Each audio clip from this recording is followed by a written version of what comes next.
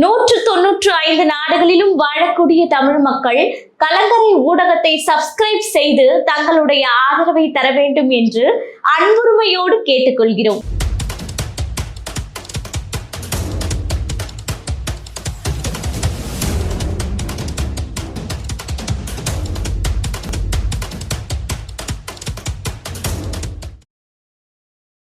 கலங்கரை சொந்தங்களுக்கு அன்பு வணக்கம். அதாவது நாம் தமிழர் கட்சியினுடைய ஆட்சி வரையறையில் சொல்லப்பட்ட 49 விடயங்களை அனுதினமும் ஒரு தலைப்பாக நம்ம பார்த்து வரோம். அதில் இன்னைக்கு பார்க்கக்கூடிய தலைப்பு என்ன அப்படின்னா, மிகவும் முக்கியமான தலைப்பு அப்படின்னே சொல்லலாம். போக்குவரத்து துறை கொள்கை அப்படின்றத பற்றி பார்க்க போகிறோம். ஏன்னா இன்னைக்கு மக்கள் தொகை எந்த அளவுக்கு பெருக்கி இருக்கிறதோ அதே போல் இந்த போக்குவரத்து நெரிசல் அப்படின்றது மிகவும் அதிகமாக இருக்குது அப்படின்னே சொல்லலாம். இங்கேருந்து ஒரு 15 நிமிடத்தில், அதாவது ஒரு கோடம்பாக்கத்துலேருந்து அயனாவரத்துக்கு ஒரு 15 நிமிடத்தில் செல்ல வேண்டிய இந்த பயணமானது கிட்டத்தட்ட 3/4 மணி நேரம், சில நேரங்களில் கடுமையான போக்குவரத்து ஏற்பட்டால் 1 மணி நேரம் வரை ஆகக்கூடிய சூழ்நிலை ஏற்படுது. இதற்கெல்லாம் என்ன காரணம், இதற்கெல்லாம் மாற்றி என்ன தேவைப்படுகிறது அப்படின்ற விஷயத்தை திராவிட கட்சிகள் யோசிக்காமலும் அமல்படுத்தாமலும் இன்னைக்கு அப்படியே கிடப்பில் போட்டு வச்சிருக்காங்க அப்படின்றது தான் உண்மையான விஷயம். ஆகவே இதற்கான மாற்றத்தை நாங்கள் உங்களுக்கு சொல்கிறோம். ஆகவே இப்போ தெரிஞ்சுக்கோங்க, இது மாற்ற முடியாதோன்றது தானே மக்கள் நினச்சிக்கிட்டு இருக்காங்க. மக்கள் அதிகமாக இருக்காங்க, நெரிசல் அதிகமாக இருக்குது, வாகனங்கள் அதிகமாக இருக்குது, அதனால தான் இப்படி போக்குவரத்து நெரிசல் இருக்குது, இதெல்லாம் மாற்ற முடியாது போல் அப்படின்ற ஒரு எண்ணம் தான் மக்களுக்கும் இருக்குது. ஏன்னா கட்சிகள் அதை அமல்படுத்தலை, திராவிட கட்சிகள். ஆகவே அதற்கான மாற்றத்தை நாங்கள் சொல்கிறோம், இப்போ தெரிஞ்சுக்கோங்க. இதையெல்லாம் அவங்க செயல்படுத்தாமல் தான் இருக்கிறாங்க, மாற்றம் இருக்கு அப்படின்ற ஒரு விஷயத்தை நீங்கள் புரிந்து கொள்வீங்க அப்படின்றதற்கு இணங்க இவங்க மிகவும் தெள்ள தெளிவாக இந்த போக்குவரத்து கொள்கையில பல விடயங்களை பற்றி பேசியிருக்காங்க. அதுல முதல்ல என்ன சொல்றாங்க அப்படின்னா, தரமான சாலைகள், பாதுகாப்பான பயணம். அதாவது முதல்ல என்ன ஒரு விஷயம் நமக்கு அடிப்படை அப்படின்னு பார்த்தீங்கன்னா, போக்குவரத்து பொறுத்தவரையும் தரமான சாலையாக இருக்கணும். என்னுடைய உயிருக்கு பாதுகாப்பான பயணமாக அந்த பயணம் அமையணும். ஏன்னா இன்னைக்கு இருக்கக்கூடிய அனைத்து சாலைகளையும், நான் ஊர்களில் கூட பேசலைங்க, முக்கிய நகரம் என்று அழைக்கக்கூடிய சென்னையில், தலைநகர் சென்னையில் கூட பார்த்தீங்கன்னா ரோடு முழுவதும் இருக்கக்கூடிய சாலைகள் முழுவதும் குண்டும் குழியுமாக, மேடும் பள்ளமாக, மழைலாம் பேஞ்சுதுன்னு வச்சுக்கோங்களேன், எது பள்ளம் எது மேடுன்னே தெரியாத அளவுக்கு சிறு குழந்தைகளை வச்சுக்கிட்டு ஒரு 2 வீலரில் போக முடியாது. அந்த அளவுக்கு பார்த்தீங்க அப்படின்னா இந்த சாலைகள் தரமற்றதாகவும் ப்ளஸ் பார்த்தீங்கன்னா பாதுகாப்பற்ற பயணமாகவும் இந்த பயணம் நமக்கு இருக்குது. ஆகவே அதில் நாம் தமிழர் கட்சியினுடைய ஆட்சி கவனம் செலுத்தும் அப்படின்றது தான் முதல்ல இந்த போக்குவரத்து கொள்கையில் சொல்கிறாங்க. அதே போல் தற்போது இருக்கும் சாலை வசதி என்ன சொல்கிறாங்கன்னா, நகரங்கள்லேயே நான் சொன்னது போல் தரமற்ற சாலை தான் இருக்குது, எல்லாமே குண்டும் குழியுமா இருக்குது. ஆகவே புதிதாக சாலை போடுறாங்க அப்படின்னு வச்சுக்கோங்களேன், அது போட்ட பிறகு தொலைபேசி இணைப்புன்னுவாங்க, மின் இணைப்புன்னு சொல்லுவாங்க, குடிநீர் இணைப்புன்னு சொல்லுவாங்க. அப்படின்னு டேக் டைவர்ஷன் போட்ட சாலையை, புதிதாக போட்ட ஒரு சாலையை தோண்டி குண்டும் குழியுமாக மாற்றி விடுவார்கள் அப்படின்ற ஒரு விஷயத்த சொல்றாங்க. ஸோ இதன் மூலயமா தான் ஊழல் நடக்குது. இப்போ போட்ட சாலையை தோண்டி அந்த இணைப்பு இந்த இணைப்பு கொடுக்கும்போது மீண்டும் அந்த சாலை போட வேண்டிய கட்டாயம். அப்போ ஏற்கனவே ஒரு தொகை ஒதுக்கி அந்த சாலை போடப்படுதுன்னா மீண்டும் இந்த இணைப்பு கொடுக்கும்போது அந்த சாலை மீண்டும் போடப்படும் போது அப்போ இரட்டை முறையில் பயன்படுத்துகிறாங்களா, அப்போ இரட்டை ஊழல் முறை அங்கே நடக்குது அப்படின்ற ஒரு விஷயம்தான் முக்கியமான விஷயம். அது மட்டும் இல்லாமல் பல முறை அந்த சாலை போடப்படுவதால் அந்த சாலை தரமற்றதாகவும் இருக்குது அப்படின்ற ஒரு விஷயத்தை நம்மளால புரிஞ்சுக்க முடியுது. அது மட்டும் இல்லாமல் மாநில தேசிய நெடுஞ்சாலையெல்லாம் இருக்கு இல்லையா, அதுலலாம் பார்த்தீங்கன்னா போதிய அவசர கால உதவி மருத்துவ வசதிகள் எதுவுமே கிடையாது அப்படின்ற ஒரு விஷயத்தையும் சொல்கிறாங்க. அதே போல் பார்த்தீங்க அப்படின்னா, ஒரு நெடுஞ்சாலையில் போகிறோம் அப்படின்னா பயங்கர வெயில் அடிக்குதுன்னா சில பேர் மயங்கி கூட விழுந்துருவாங்க வண்டியோட. ஆனால் ஒதுங்கி நிற்பதற்கு ஒரு நிழல் தரும் மரங்கள் நம்மளுடைய நெடுஞ்சாலைகளில் இல்லை அப்படின்ற ஒரு விஷயத்தையும் இப்போ நமக்கு இருக்குது. ஆகவே பார்த்தீங்கன்னா இந்த கார் போன்ற வாகனங்கள்லாம் வெளியிடக்கூடிய இந்த நச்சு புகையை கட்டுப்படுத்த 6 மரங்கள் தேவைப்படுது அப்படின்னு சொல்லிட்டு ஒரு விஷயத்தை நாம் தமிழர் கட்சி சொல்றாங்க. அதே போல நெடுஞ்சாலைகள்ல 100 மீட்டருக்கு ஒரு விபத்து கால அரசு மருத்துவமனை அப்படின்ற ஒரு விஷயங்கள்லாம் இன்னைக்கு இல்லாத நிலைதான் இன்னைக்கு தமிழ்நாட்டில் இருக்கு அப்படின்ற ஒரு விஷயத்தையும் சொல்றாங்க. இன்றுள்ள போக்குவரத்து அவலம் பற்றி என்ன சொல்றாங்க அப்படின்னா, இப்போ இருக்கக்கூடிய தமிழ்நாட்டில் வந்து பார்த்தீங்கன்னா சுமார் 1,75,00,000 வாகனங்கள் பயன்பாட்டில் இருக்கு அப்படின்ற ஒரு விஷயத்த சொல்றாங்க. 1,75,00,000 வாகனம் இருக்குன்னா அதற்கேற்ற சாலைகள் வேணும் இல்லையா? அதுல தான் இங்க சிக்கல். புதிய சாலைகள், தரமான சாலைகள் இல்லை அப்படின்றது தான் சாலை சார்ந்த திட்டங்கள் எதுவும் அமல்படுத்தப்படவில்லை அப்படின்றது தான் ஒரு முக்கிய பிரதான குற்றச்சாட்டு. அதே போல ஒரு 100 வாகனம் தான் இந்த சாலையில போக முடியும் அப்படின்னு ஒரு நிலைமை இருக்கும் போது அந்த சாலையில 1000 வாகனம் செல்லுது அப்படின்ற ஒரு விஷயத்தையும் சொல்றாங்க. பிளஸ் வந்து 40 பேர்ல தான் ஒரு பேருந்துல பயணிக்க முடியும் அப்படின்னு இருக்கக்கூடிய நிலையில பற்றாக்குறை, பேருந்து பற்றாக்குறையின் காரணமாக 40 பேர் பயணிக்கக்கூடிய அந்த பேருந்துல 80 பேர் இன்னைக்கு பயணிக்கிறாங்க. அதுதான் இன்னைக்கு தமிழ்நாட்டின் அவல நிலை அப்படின்றாங்க. அதே போல காலத்துக்கேற்ப அந்த நவீன கட்டமைப்புகள், சாலை சார்ந்த போக்குவரத்து சார்ந்த கட்டமைப்புகளை இன்னும் திராவிட கட்சிகள் நமக்கு கொடுக்கவில்லை அப்படின்ற பல உண்மைகளை இந்த இடத்துல இவங்க உடைத்து பேசுகிறார்கள் அப்படின்னு சொல்லலாம். அதே போல சுற்றுச்சூழல் பாதிப்பை ஏற்படுத்துது என்னங்க அப்படின்னு கேட்டிங்கன்னா, கார் மற்றும் 2 சக்கர வாகனங்களின் பயன்பாட்டு எண்ணிக்கை வந்து ஒவ்வொரு ஆண்டும் அதிகரித்தே போகுது. அதனால சாலை மேம்பாடு மாற்று வழிகள் எதுவுமே செயல்படுத்தப்படவும் இல்லை. பிளஸ் வந்து இந்த புகைகளால் சுற்றுச்சூழல் பாதிப்பும் ஏற்படுது. அதிகரிக்கும் வாகனங்களினுடைய எரிபொருள் பயன்பாடும் அதிகரிக்குது.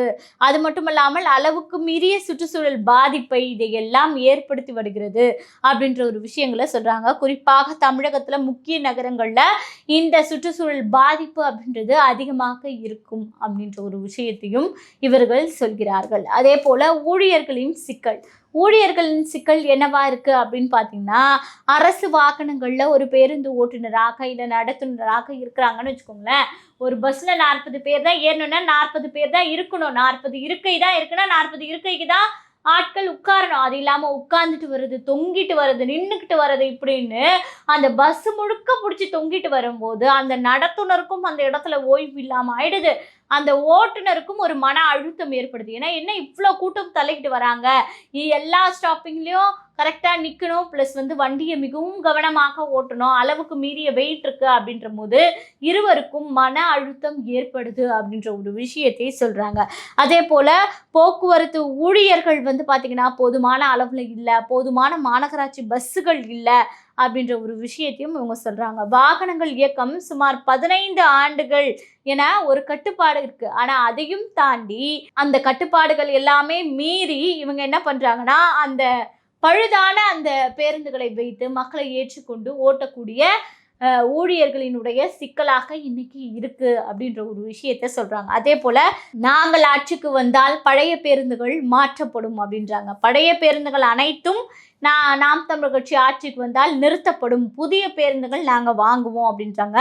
மக்களின் பயன்பாட்டிற்கு ஏற்ப பொது போக்குவரத்து எண்ணிக்கையை நாங்கள் அதிகப்படுத்துவோம் அப்படின்றாங்க. பேருந்துகள், பொதுவான வாகனங்கள் அனைத்திற்கும் வந்து பார்த்தீங்கன்னா கதவுகள் கணினி கட்டுப்பாட்டில் இருக்கும். படிக்கட்டு பயணங்களால் ஏற்படும் விபத்துகள் இது எல்லாத்தையும் நாம் தமிழர் கட்சி ஆட்சிக்கு வந்தால் தடுக்கும் அப்படின்ற ஒரு பிரதான மக்களினுடைய அக்கறை, மக்களினுடைய உயிரின் மீது அக்கறை கொண்டு இது அனைத்தும் செயல்படுத்தப்படும் அப்படின்னு சொல்றாங்க. நகரங்கள்ல சிற்றுண்டு என்ன சொல்றாங்கன்னா மினி பஸ், அம்மாவுடைய மினி பஸ் நம்ம கேள்விப்பட்டிருக்கோம் இல்லையா? ஆனா இன்னைக்கு அது செயல்பாட்டில் கிடையாது. ஆனா ஒரு சில இடங்கள்ல சென்னையில செயல்படுத்துறாங்க. அந்த பஸ் பாத்தீங்கன்னா இந்த செந்தில் கவுண்டமணி காமெடி மாதிரி ஈயம் பித்தளைக்கு பேச்சம்பழம் அப்படின்னு சொல்லக்கூடிய வகையில துரு பிடிச்சி போய் ஏறி நின்னா உடஞ்சுக்கிட்டு உள்ள விழுந்துரும் போல, அந்த அளவுக்கு மிகவும் மோசமானதாக இருக்கு. இன்னுமே புதிய சிற்றுந்துகள் வாங்கப்படலை அப்படின்றது ஒரு மிகவும் முக்கியமான விஷயம். ஆகவே நாம் தமிழர் கட்சி ஆட்சிக்கு வந்தால் நகரம் முழுவதும் அதிக அளவில் புதிய சிற்றுந்துகள் இயக்கப்படும் அப்படின்ற ஒரு விஷயத்த சொல்றாங்க. அதே போல தொலைதூர பயணத்திற்கு ஏற்ப பேருந்துகள் பயன்படுத்தப்படும், பெருநகரங்களுக்குள் பேருந்துகள் இயக்கப்படாது அப்படின்ற ஒரு விஷயத்த சொல்றாங்க. அதே போல மின்சக்தி வாகனங்கள், அதே போல பேருந்துகள் எல்லாமே வந்து பார்த்தீங்கன்னா சூரிய ஒளி மின்சக்தியில இயங்கக்கூடிய வகையில் நாங்கள் மாற்றி அமைப்போம் அப்படின்றாங்க. ஒவ்வொரு பேருந்து நிலையத்திலும் மின்கலன் சேமிப்பு மையம் அப்படின்ற ஒரு விஷயத்தை நாங்கள் அமைத்து கொடுப்போம். இதன் மூலம் சுற்றுச்சூழல் மாசுபடுவது குறையும். ப்ளஸ் வந்து நகரங்களில் இருக்கக்கூடிய கரியமில காற்றின் அளவு குறைக்கப்படும் அப்படின்ற ஒரு விஷயத்தையும் இவர்கள் சொல்கிறார்கள். அதே போல புதிய கட்டுப்பாடுகள் அப்படின்றாங்க. என்ன புதிய கட்டுப்பாடுகள் நீங்கள் விதிக்க போறீங்க அப்படின்னா, வாகனங்களை வாங்குவோருக்கு வாகனம் இப்போ நான் ஒரு கார் போய் வாங்குறேன்னு வச்சுக்கோங்களேன், அந்த கார் நான் வாங்குறேன்னா என் வீட்டில் முதல்ல நிறுத்துறதுக்கு இடம் இருக்கா அப்படின்றத வாங்கக்கூடிய அந்த நிறுவனம் ஆய்வு பண்ணிட்டு அந்த சான்றிதழ்லாம் சமர்ப்பிச்சா மட்டும்தான் எனக்கு அந்த வாகனத்தை சேல் பண்ணும். இல்லையா நான் அந்த வாகனத்தை வாங்க முடியாது அப்படின்ற மாதிரியான புதிய கட்டுப்பாடுகளை கொண்டு வரும் அப்படின்ற மாதிரியான சொல்றாங்க. சரி, அப்போ வாடகை வீட்டில் இருக்கவங்க இடம் இல்லாதவங்களாம் கார் வாங்கக்கூடாதா அப்படின்னு நீங்க கேட்காதீங்க. அதுக்கு அவங்க ஒரு மாற்று வழியை சொல்றாங்க. ஆனால் இதை வந்து ஒரு தனியார் நிறுவனம் கார் விற்பனை செய்யக்கூடிய இல்லை டூ வீலர் விற்பனை செய்யக்கூடிய தனியார் நிறுவனம் இதையெல்லாம் பார்த்துதான் வந்து கொடுக்கணும் வாகனத்தை அப்படின்ற கூடிய சட்ட திருத்தங்களை நாங்கள் கொண்டு வருவோம் அப்படின்ற ஒரு விஷயத்தை சொல்றாங்க. எல்லா அரசு பேருந்துகள்லையும் அதே போல கண்காணிப்பு கேமரா பொருத்தப்படும் அப்படின்றாங்க. சரி, அப்போ நான் வந்து எனக்கு வந்து மிடில் கிளாஸ் ஃபேமிலி தான், நான் வந்து ஒரு கார் வாங்கிட்டேன், எனக்கு வீட்டு வசதி இல்லை விடுறதுக்கு, இப்போ நான் என்னங்க பண்ணுறது அப்படின்னு கேட்டால், நவீன வாகன நிறுத்தங்கள், அதாவது இனிமேல் வந்து பார்த்தீங்கன்னா சாலை ஓரங்களில் இந்த டூ வீலரு காரு இதெல்லாம் நிறுத்தக்கூடிய வகையில் இருக்கவே கூடாது. டெம்போ இதெல்லாம் எதுவுமே நிறுத்தக்கூடாது. சாலை அகண்டு விரிந்திருக்கா, இந்த வாகனங்களை நிறுத்துவதற்கு இடம் இல்லாமல் போய் ரோட்ல நிறுத்துறோம் இல்லையா, இதனாலேயே மிகப்பெரிய சாலை போக்குவரத்து நெரிசல் ஏற்படுது. அதையெல்லாம் குறைக்கக்கூடிய வகையில அந்தந்த பகுதிகளில் நவீன வாகன நிறுத்தங்கள் அப்படின்ற ஒரு அடுக்குமாடி கட்டணம் கட்டப்படும். அதுல வந்து அவங்கவுங்க வாகனங்களுக்கு ஏற்ப மாசத்திற்கு குறைந்த பராமரிப்பு செலவை கொடுத்து நம்ம வந்து அந்த இடங்கள்ல நம்மளுடைய வாகனத்தை தொடர்ந்து நிறுத்தி கொள்ளலாம் அப்படின்ற ஒரு விஷயத்தை நாம் தமிழ் கட்சியினுடைய ஆட்சி வரையறை செய்து. இதெல்லாம் திராவிட கட்சிகளுக்கு தெரியாதா அப்படின்னு கேட்டால் தெரியும். இதெல்லாம் யார் செயல்படுத்தி கொண்டிருக்கிறது? பேசாம அந்த தனியார் நிறுவனம் கார் உற்பத்தி செய்யக்கூடிய தனியார் நிறுவனம் கிட்ட உற்பத்தி செய்யறதுக்கு நம்ம வந்து ஊழல் செஞ்சிட்டோம் அப்படின்னா அதுல போதும், நமக்கு அது மூலியமா வருமானம் கிடைக்குது இல்லையா, இதெல்லாம் நம்ம எதுக்கு யோசிக்கணும்ன்ற ஒரு எண்ணம் தான். ஆனா மக்களினுடைய வாழ்வாதாரத்தை பற்றியோ மக்களினுடைய தேவை, அவங்க ஏன் இப்படி நடந்துக்கிறாங்க, இதுக்கான சொல்யூஷனை நம்ம எப்படி கொடுக்கறது அப்படின்ற இடத்தில் ஒரு அரசாங்கம் யோசிக்கணும் அப்படின்றத நாம் தமிழர் கட்சியினுடைய ஆட்சி வரையறை மிகவும் தெளிவாக உணர்த்துகிறது.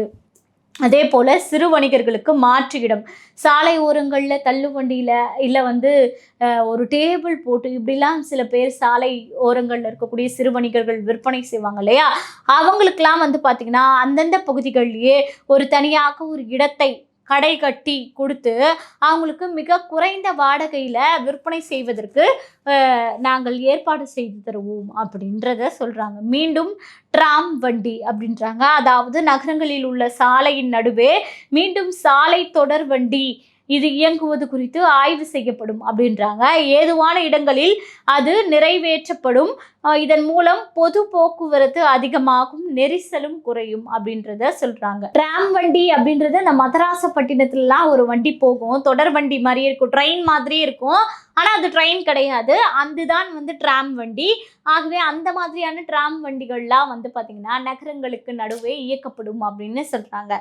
சுங்கச்சாவடிக்கு தடை, சுங்கச்சாவடிக்கு தடை, ஏன்னா நான் வந்து வண்டி வாங்குறேன்னா டேக்ஸ் கட்டுறேன், ரோட் டேக்ஸ் கட்டுறேன், அந்த வாகனத்துக்கு டேக்ஸ் கட்டுறேன், இதெல்லாம் கட்டும்போது எனக்கு எதுக்கு சுங்கச்சாவடி அப்படின்னு இன்ன வரைக்கும் மக்கள் கேள்வி கேட்குறாங்க. ஆகவே நாம் தமிழர் கட்சி ஆட்சிக்கு வந்தால் நோ டோல்கேட் அப்படின்ற மாதிரி டோல்கேட் முற்றிலும் தடை செய்யப்படும் அப்படின்ற ஒரு விஷயத்த சொல்கிறாங்க.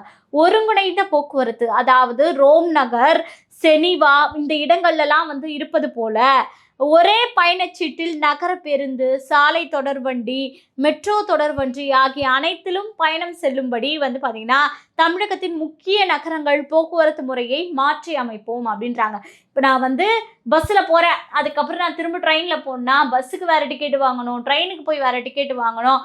ஆகவே அதெல்லாம் மாற்றி அமைச்சிட்டு நான் பஸ்ஸில் போகிறேன்னா அடுத்து நான் ட்ரெயினில் போகக்கூடிய அந்த டிக்கெட்டையும் சேர்த்து வாங்கிக்க கூடிய அளவில் ஒரே இடத்துல அனைத்து போக்குவரத்துக்கான பொது போக்குவரத்துக்கான டிக்கெட்டுகளும் கிடைக்கக்கூடிய வகையில் ஏற்பாடுகள் செய்யப்படும் அப்படின்ற ஒரு விஷயத்தையும் சொல்கிறாங்க.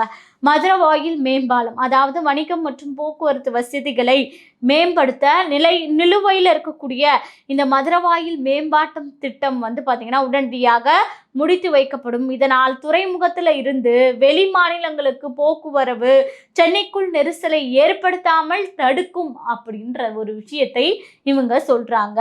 அதே போல நடத்துனர் இல்லா பேருந்து, அதாவது அரசு பேருந்துல இப்போது பணியில் இருக்கும் நடத்துனர்கள் அதே வேளையில் தொடர்வார்கள். அது மட்டும் இல்லாமல் அவர்களுக்கு பதிலாக இனி மாற்றுத்திறனாளிகள், திருநங்கைகள், கைவிடப்பட்ட பெண்கள் ஆகியோர் எல்லாருமே வந்து பார்த்தீங்கன்னா நாங்கள் பணி கொடுப்போம். அது மட்டும் இல்லாமல் பேருந்து நிலையம், பேருந்து நிறுத்தம் ஆகிய இடங்களில் பயண கணினி அட்டை அப்படின்றதும் வழங்கப்படும். இனி பணி இவர்களுக்கும் வழங்கப்படும். அதே போல புதிதாக சில பேருந்துகள்லாம் தொடங்கப்பட்ட அதில் வந்து நடத்துனர் இல்லா பேருந்து மிஷின் மூலியமா நம்ம டிக்கெட் பெற்றுக்கொள்ளக்கூடிய வகையிலும் ஏதாவது ஏற்பாடுகள் செய்து தருவாங்கன்னு நான் நினைக்கிறேன். அதே போல வந்து பார்த்தீங்கன்னா கரும்பு கழிவில் எரிபொருள் அப்படின்றாங்க. தமிழகத்தில் அதிகம் கிடைக்கக்கூடிய ஒரு கரும்பு கழிவுல இருந்து எடுக்கப்படும் அந்த எத்தனால் எரிபொருளாக பயன்படுத்தாமல் இருந்து வராங்க. இதுதான் நம்மளுடைய நாட்டின் அவலம். ஈஸியாக கிடைக்குது. அதிகமாக கரும்பு விளையக்கூடிய தமிழ்நாட்டில் இந்த எத்தனால் அப்படின்ற பொருள் அதிகமாக கிடைக்குது.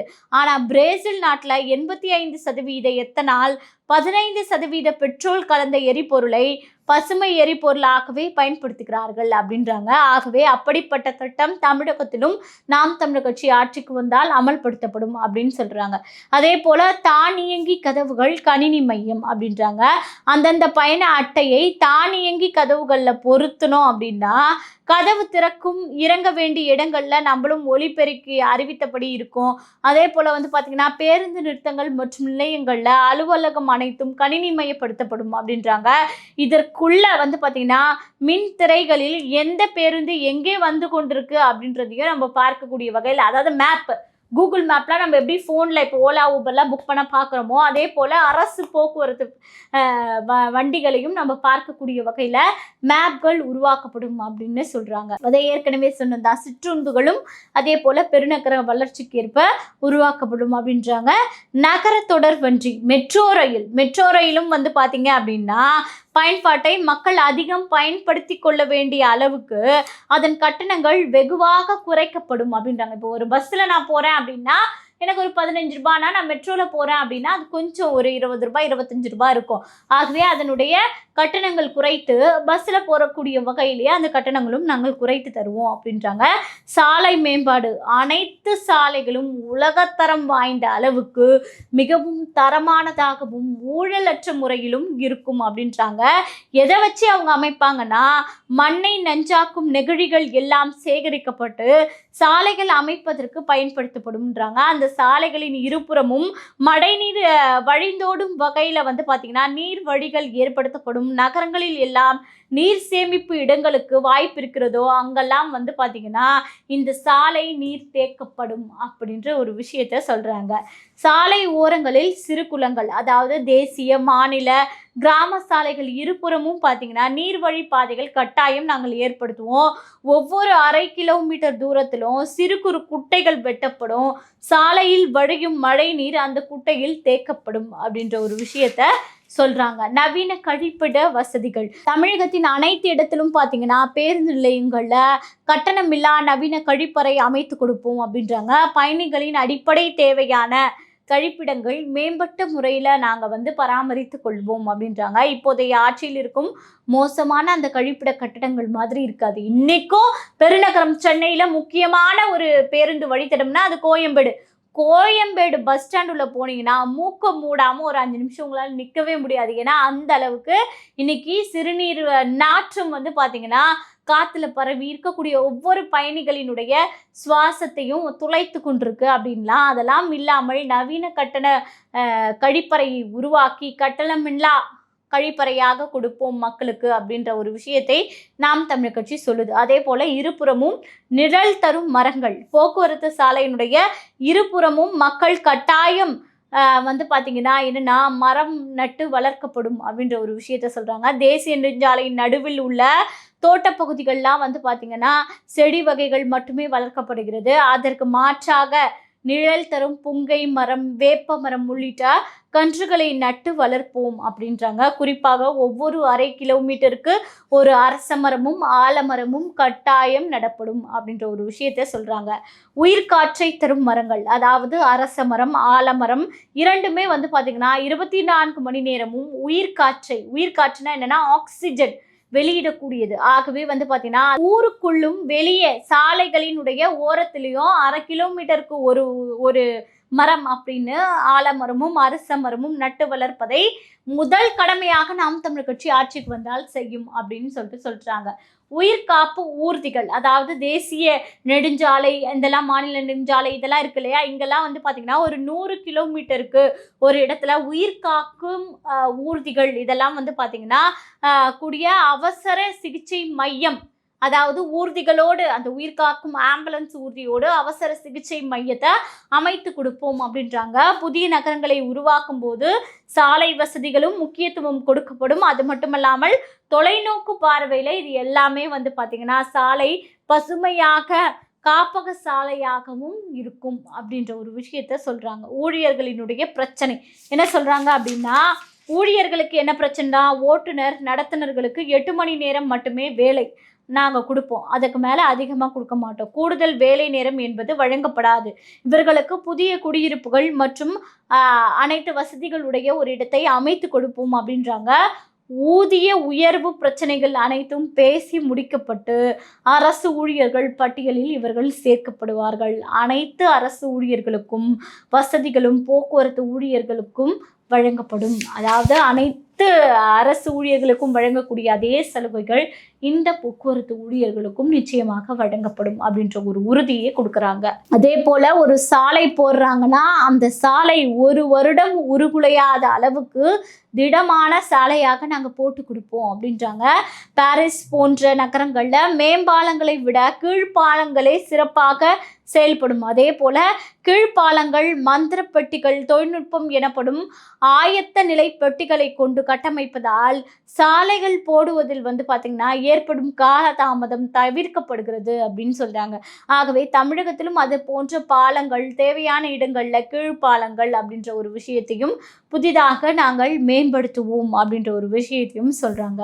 கூவம் ஆறு தூய்மைப்படுத்தப்படும். சென்னையில கூவம் நதி அப்படின்றத இன்னைக்கு கூவம் ஆறு சாக்கடையா மாறி இருக்கு. ஆகவே அதெல்லாம் கட்டுப்படுத்தி அந்த கூவம் ஆற்றுக்கு அந்த கூவம் நதி ஓடுதுன்னா அதற்கு வெளியில இருபுறமும் வந்து பார்த்தீங்கன்னா ஒரு பெரிய குழாய்கள் போட்டு அந்த கழிவு நீர்லாம் அதுல போகக்கூடிய வகையில் அதை எடுத்துகிட்டு போய் கடலினுடைய கீழே சேர்க்கக்கூடிய வகையில் அந்த பணிகளை செய்வோம். அது மட்டும் இல்லாமல் அந்த கூவம் நதி எப்படி பழைய காலத்தில் இருந்ததோ அதான் இந்த மதராசப்பட்டினத்துலலாம் எப்படி போக்குவரத்துக்கு, அதாவது இந்த சரக்கு போக்குவரத்துக்கு பயணிக்கக்கூடிய வகையில் போட் வச்சு எடுத்துகிட்டு போனாங்களோ அந்த மாதிரியான ஒரு நதியாக மீண்டும் மாற்றப்படும் நாம் தமிழர் கட்சி ஆட்சிக்கு வந்தால் அப்படின்ற ஒரு உறுதிமொழியை கொடுக்குறாங்க. ஏன்னா சென்னையின் நடுவே வந்து அதிக அளவில் ஓடக்கூடியது இந்த கூவம் நதி தான். அப்போ அதெல்லாம் வந்து ஒரு போக்குவரத்து, அதாவது பொருளாதார வளர்ச்சிக்கு ஏற்ப இந்த வணிக போக்குவரத்து பயணிக்கக்கூடிய படகுகள் மூலம் போகக்கூடிய ஒரு இதெல்லாம் ஏற்பட்டுச்சு அப்படின்னா சென்னை நகரமே பார்ப்பதற்கே ஒரு மிகவும் அழகான ஒரு நகரமாக மாறிவிடும் அப்படின்றதுல எந்த ஒரு மாற்று கருத்தும் இல்லை. ஆகவே ஆட்சிக்கு வந்தால் கட்டாயம் இதை செயல்படுத்துவோம் அப்படின்னு நாம் தமிழர் கட்சியினுடைய ஆட்சி வரையறை சொல்லுது. அதே போல வந்து பார்த்தீங்கன்னா கடலோர நீர்வழி பாதை அப்படின்றாங்க. அதாவது கடலோர பகுதிகளில் புதிய நீர்வழி போக்குவரத்து அப்படின்றது ஒன்று உருவாக்க நடவடிக்கை எடுப்போம் அப்படின்றாங்க. இதனால கடலோர மாவட்டங்களினுடைய பொது போக்குவரத்தும் சரக்கு போக்குவரத்தும் எளிமையாக்கப்படும் அப்படின்றாங்க. சாலை வழி போக்குவரத்தில் உள்ளக்கூடிய அந்த நெரிசலும் வந்து குறையும் அப்படின்ற ஒரு விஷயத்த சொல்றாங்க. ஓட்டுநர் உரிமம் பெறுவதில் மாற்றம் அப்படின்றாங்க. என்னன்னா ஓட்டுநர் உரிமத்திற்கு விண்ணப்பம் செய்வோருக்கு 4 வார காலத்திற்கு பயிற்சி வகுப்புகள் நடத்தி அரசு வந்து செலவில் நடத்தும். அதே போல வாகனங்களை ஓட்டுவது, போக்குவரத்து விதிமுறைகளை காப்பது, அதே போல கற்பது, முதலுதவி பயிற்சியை பெறுவது உள்ளிட்ட வகுப்புகள் எல்லாமே அவங்களுக்கு நாங்கள் நடத்துவோம். அதன் பிறகுதான் அவர்களுக்கு ஓட்டுநர் உரிமம் வழங்கப்படும். இன்னைக்கு அதெல்லாம் நடத்துறாங்களான்னு கேட்டால் நிச்சயமா கிடையாது. நம்ம போட்டு 1 மாதம் வந்து வெயிட் பண்ணோம். அதற்கப்புறமா வந்து பார்த்தீங்கன்னா திடீர்னு கூப்பிட்டு 8 அந்த வழிப்பாதையில் ஓட்டி காட்ட சொல்லுவாங்க, கொடுத்துட்றாங்க. ஆனால் அது சாலை எப்படி மேம்படுத்தணும், அதுக்கான அந்த பயிற்சி வகுப்புகள், இல்லை அந்த வண்டியை அவங்க ஒழுங்காக தான் ஓட்டி கற்றுக்குறாங்களா அப்படின்றதெல்லாம் கவனிப்பதில்லை. ஆனால் இன்னைக்கு அதெல்லாம் நாங்கள் கவனிப்போம் அப்படின்றத சொல்கிறாங்க. கடைசியாக என்ன சொல்கிறாங்கன்னா, போக்குவரவு செம்மைப்படுத்தப்படும். மாணவர்களுக்கு பள்ளி பருவத்திலேயே வந்து பார்த்திங்கன்னா போக்குவரத்து விழிப்புணர்வு பற்றி அந்த அதாவது சிக்னல் எப்படி போகணும், மற்றவர்கள் உயிர் எவ்வளவு முக்கியம், நம்மளுடைய உயிர் எவ்வளவு முக்கியம் அப்படின்றதெல்லாம் நாங்கள் விழிப்புணர்வு பாடமாக எடுக்கப்படும் அப்படின்றாங்க. அதே போல் கல்லூரி காலகட்டத்தின் போது போக்குவரவில் உதவியாக பணியாற்ற சான்றுகளை பெறப்படும். அதாவது கல்லூரி படிக்கும்போது நாங்கள் ஒரு உதவியாளராக கூட இந்த பொது போக்குவரத்தில் பயணிக்கலாம், பயிற்சி எடுத்துக்கலாம், அவங்களுக்கெல்லாம் சான்றிதழ் நாங்கள் கொடுப்போம் அப்படின்றாங்க. இப்படி தொடக்கத்திலேயே வந்து பார்த்திங்கன்னா போக்குவரத்து விதிமுறைகளை பெற்றுக்கொள்ளும் அடுத்த தலைமுறை பிள்ளைகள் தான் போக்குவரத்து நெறிமுறைகளை சரியாக பயன்படுத்துவார்கள் அப்படின்றது தான் இது நாம் தமிழர் கட்சியினுடைய ஆட்சி வரையறை சொல்லக்கூடிய ஒரு முக்கியமான விஷயம். ஏன்னா விளையும் பயிர் முளையிலேயே தெரியும் என்பது பழமொழி. ஆகவே அவர்கள் விளையும் பயிர் முளையிலேயே தெரியும் என்பதற்கிணங்க அவர்கள் பள்ளி பருவத்திலிருந்து கல்லூரி பருவம் வரை அவர்களுக்கு இந்த போக்குவரத்து நெறிமுறைகள் சார்ந்த அந்த விழிப்புணர்வை ஏற்படுத்திவிட்டால் அடுத்த தலைமுறை இந்த போக்குவரத்து நெறிமுறைகளை சரியாக பயன்படுத்தும் அப்படின்றது தான் நாம் தமிழர் கட்சியினுடைய ஒரு முக்கிய நோக்கமாக இருக்கிறது.